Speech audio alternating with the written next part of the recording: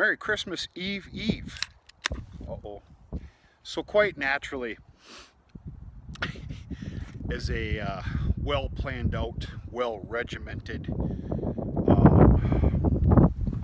kind of planning of a person that I am, I said that all backwards.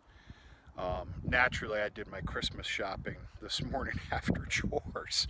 I tell you what, doing Christmas shopping on the 23rd isn't that bad compared to some years. A lot of those years when I was traveling extensively, I'd get home on like a night like tonight and have to have to go do my shopping, which is somewhat limited on Christmas Eve. But anyway, I had my fancy pants on. I was in that their thing they call a town, which I don't really care for, but whatever. And I ended up finding some Leinenkugels. Brad Larson, I know you're a fan. In cans. Now, we all have our certain beliefs. As far as I'm concerned, drinking beer out of a bottle is for a heathen, which is what a lot of people say about drinking beer out of a can. I cannot stand, no, I don't care for beer out of a bottle. So anyway, I found some cans of this. This is the Leinenkugels Oktoberfest, which I don't think I have ever had.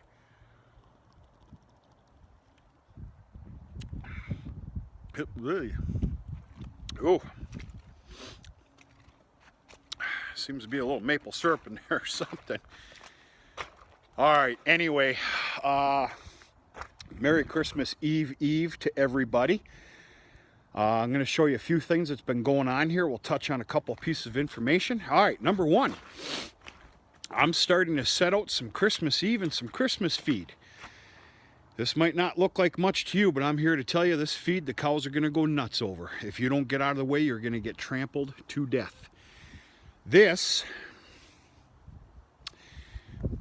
is the alfalfa second crop that I screwed up on real bad.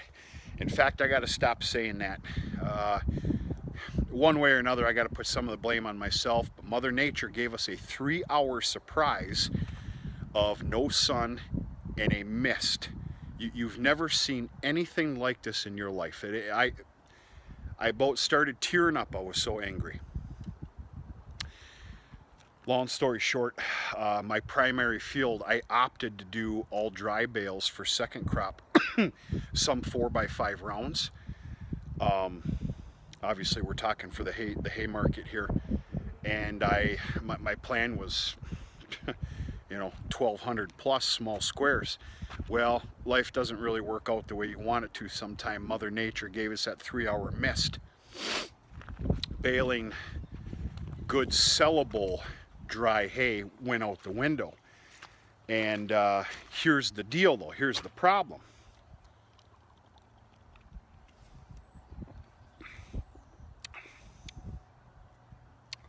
I don't know.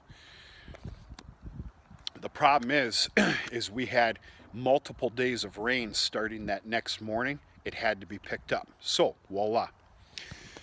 What we have here is some 4x6 bales of what I'm going to call half caramelized alfalfa. Those are my words, and I'm sticking to it. The cattle absolutely love it. I actually made it quite a bit. The Holstein heifers, they got a lot of it. What was left, which I think was like 18 of these bales, got stowed in the other side of the machine shed. Anyway, I grabbed 2 of them out of there just a little bit ago, and the cows are going to get one apiece. One tomorrow for Christmas Eve, the other one for Christmas Day. I've got another 4x6 alfalfa in the bale spears of the 6420. That's going to the bowls. Yes, there's 2 of them now. We'll take a look at them tomorrow. What I'm getting at here, if you're just tuning in, is I think I'm going to label this video like it's a Bovine Christmas 2 or something like that. For multiple years, it's always been a little more of a special feeding to the cattle on Christmas. Well, I'm upping the ante a little bit. They're going to get a special treat on Christmas Eve and Christmas. not only one of those dry bales of alfalfa in the morning, but they're also, I'm going to bite the bullet and I'm going to go ahead and give them alfalfa baleage as well. At least one bale. The other bale is going to be peas and oats or sorghum. So yeah, it doesn't take a keen eye to see that we got a little bit of a mess here. Cattle are doing fine though. It's 42 degrees right now, folks. 42, and we got some moisture today in the form of rain. Not near what we were scheduled to get, what they had forecasted for us a couple of days ago. So there's a lot to be thankful for there. But yeah, cattle are doing good. Heifer lot's doing real good. They're still working on that pure alfalfa baleage. Obviously you can see 2 rings out there, and then there's a ring of dry hay, which another week in that dry hay bale is going to be garbage. I really got to take a day and a half, 2-day break from baleage every time that they're empty, and just make them gnaw on that dry hay. They pick at it, but not very good. So that regiment needs to start. So what I'm getting at here is, if you stay tuned to the channel for any amount of time, I've preached 100 times, staying a little bit childish, silly, and some would even say a little bit stupid is what keeps us so young and full of fair attitude. So yeah, all the cattle are getting a special treat here tomorrow and Christmas, and yeah, it's something kind of special. I think it's safe to say they always have a special treat every day. They're fed very well. You know, I could almost classify my feeding here almost damn near as a dairy, but all is well. We're going to take a peek inside the barn real quick, and then while we still got some daylight, we're going to check on the bulls. We got some deer in the pasture system. Darn it.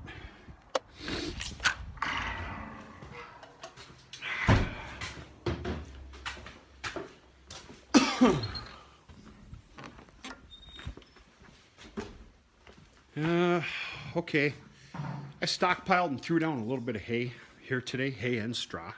Just replenish what's in the barn here. And same thing goes for these this barn full of calves. What we got? We got about 22 of them in here. You can obviously see a major difference. The green stuff is what you're looking at here, is that beautiful second crop candy. And they're holy Lord. I'm going to tell on myself here. They forgot to be fed hay. Wow. All right, there's a reason for it. I was kind of in a tizzy. I didn't get here till about 4 o'clock. I was running errands at the feed mill, and I had about 8 or 9 kids here.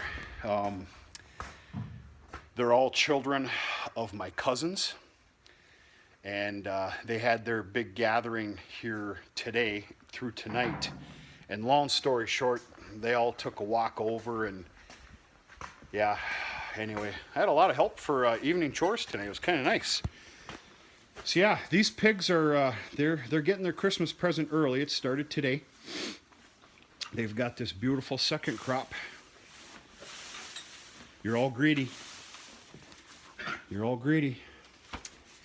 Boy, I wish you were old enough come July, August for a breeding. I'd keep you, but I can't. Yeah.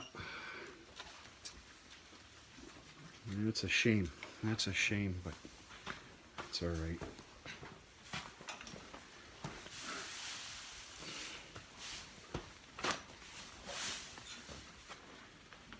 All right, I'm going to leave the lights on here. Come back out and feed that pen. I can't believe I did that.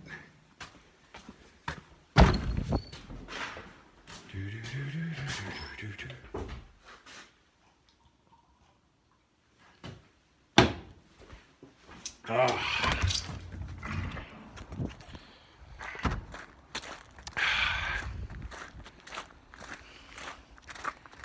don't know if I'm sold on that, Brad.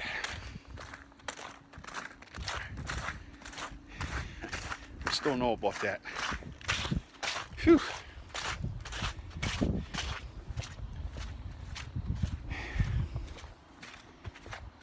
Yeah, we got a little mess here. It'll freeze up though. We got some freezing temperatures coming.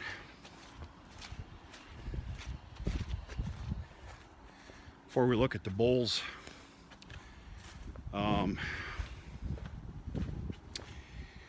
yeah, there's 6 bales left. Yeah, just 6. And this is that alfalfa.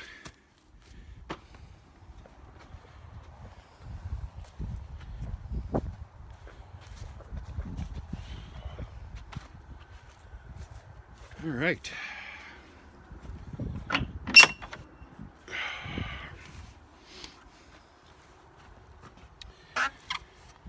Just in case I need to make a run for it. Just gonna jimmy that up a little bit.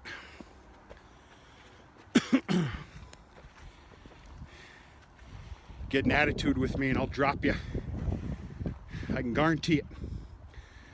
All right, 3003, that's SOB, Son of Blaster. And then his little buddy just joined him. I went over to Mr. Jim and Renee Revel's farm. As you know, I basically, I guess, leased the bull out to them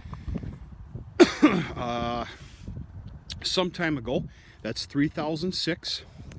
And I'm here to tell you, Jim and his wife Renee nicknamed him, of course, after his number 3006, 30-06, named him Remington. And it's gonna stay. I like it. So SOB's a lot happier. He's got his buddy back. And you should have seen it. This was Monday. I was back here by 3 o'clock in the afternoon, and these 2 boys were locking heads for easily 12, 13, 14 hours. Most of it play, but of course a lot of it figuring out who's more dominant and who's going to rule the roost.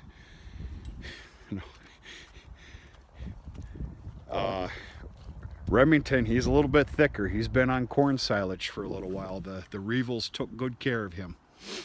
And according to Jim, Remington took very good care of them and their herd of heifers. So yeah, a lot to be happy about there. It's great to have them back here before the dead of winter comes in. Get them situated and everything. This bale's been out here for quite a while. There's still some good feed here, but they're getting a fresh big 4x6 of alfalfa tomorrow as well. And that ought to last them for quite a while. We'll find out how long. And yeah, whatever's here, the remnants will serve as a little bit of a laydown pad, just like the last one did right here.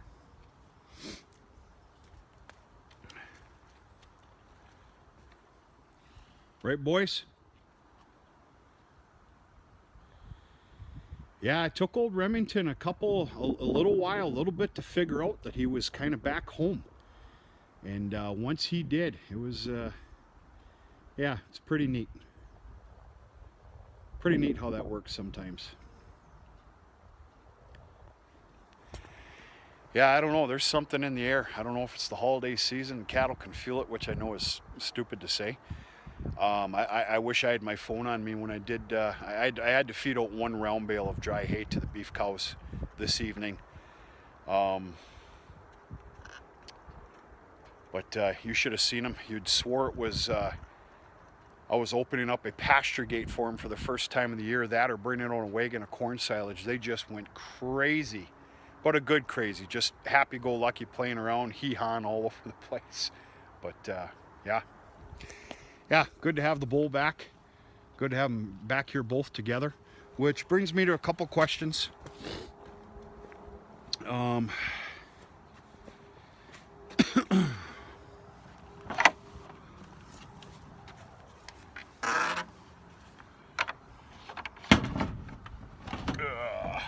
Hold on here, folks. All right. And of course they get their shelter and their water supply in here. Now I stopped the hoses. They're done. That hose that all got rilled up. So basically I haul anywhere from 2 to 4 pails of water here a day, which it's not a big deal.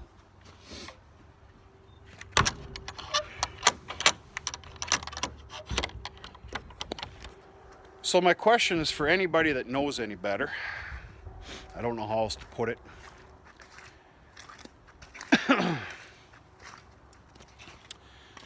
Those 2 bulls there are going to live completely off of dry hay all through the dead of winter. Okay?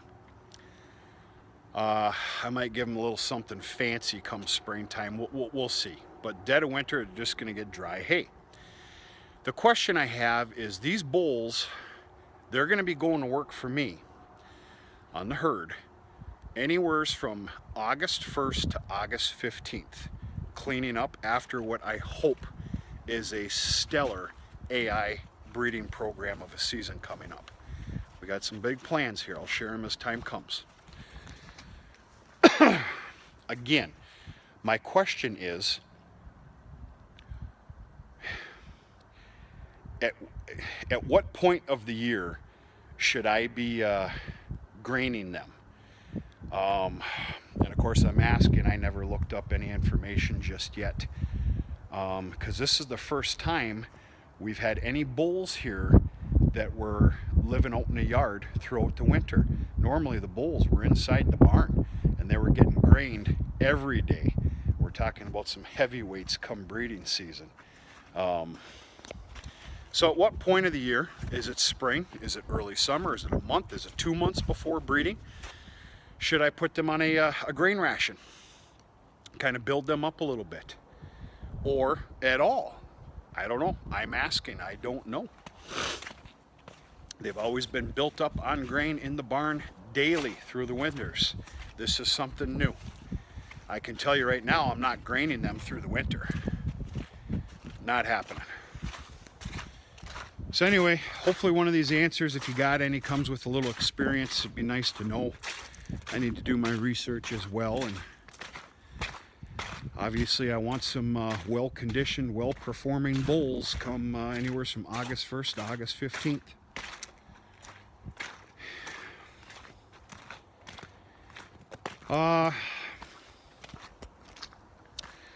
Went on a road trip yesterday. It was an all-day affair. Went and looked at a piece of equipment, and it was a worthwhile drive. I'm gonna say it this: it's purchasable compared to what I've been looking at. We'll see what happens.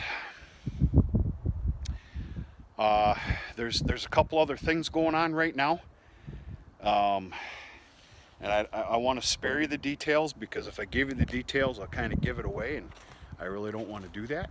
And we'll see what happens. But a decision is being made here one way or another.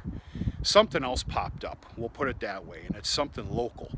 I'm waiting on the word though, and price. And we'll see what happens. So anyway, she's about to get dark here pretty quick, folks. I got a few things to do. Once again, a Merry Christmas Eve, and we'll be sure to do a feeding video if I can help it tomorrow. We'll be out there in the tractor and we'll feed the cows, and or something. We'll come up with something. So yeah.